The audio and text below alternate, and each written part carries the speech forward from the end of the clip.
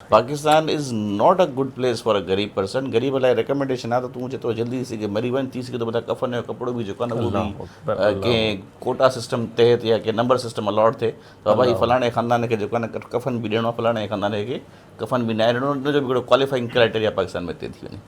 हिते तबक़ाती निज़ाम जी तफ़रीक़ खे ख़तमु करण लाइ हमेशह हर फोरम ते ॻाल्हि थिए पई।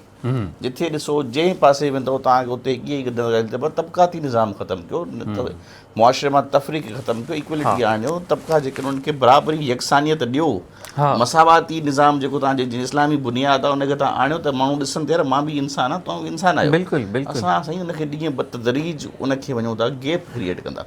हाणे हाई ऑक्टेन जेका आहिनि जंहिंजी प्राइस हिननि ॾिठी वधाई, 10 रुपया 12 रुपया मुंहिंजे ख़्याल में फ़र्क़ु हूंदो हुयो। मां जहिड़ो ग़रीब बि जेको आहे उनखे हलाइ पंहिंजी 1600 सीसी जी गाॾी में उनखे अफोर्ड करे पियो। बिल्कुलु। हाणे हिननि जेको आहे न उनखे हिकिड़ी लग्ज़री करे छॾियो। हा, इहा हिकिड़ी साइकोलॉजी आहे। जेको हमरा पहिरां हाई ऑक्टेन हलाए पियो, जेको पंहिंजी हुन में 4,000 सीसी गाॾी में हलाए पियो, हाणे उहो सोचियो यार मां हाणे जेको आहे एतिरो ग़रीब थी वियो आहियां जो मां हाई ऑक्टेन अफोर्ड न कयां, उहो हाई ऑक्टेन वञी वठंदो। हा, हुनजे लाइ लग्ज़री आहे न, हुनजी ईगो जो मैटर आहे इहो। हा, ईगो जो मैटर। हू कीअं पंहिंजे ड्राइवर या पंहिंजे हुनखे चवे त न वञे यार तूं सादो जेको आहे प्रीमियम पेट्रोल सुपर पेट्रोल विझाए वञे, हुनजी बेइज़ती आहे त इहो इज़ाफ़ी पैसो केॾे थो वञे। इहे अरबे रुपयनि जो फ़ाइदो पहिरां कंहिंखे पहुचायो वियो, हाणे कंहिंखे पुॼाइण जो इरादो आहे।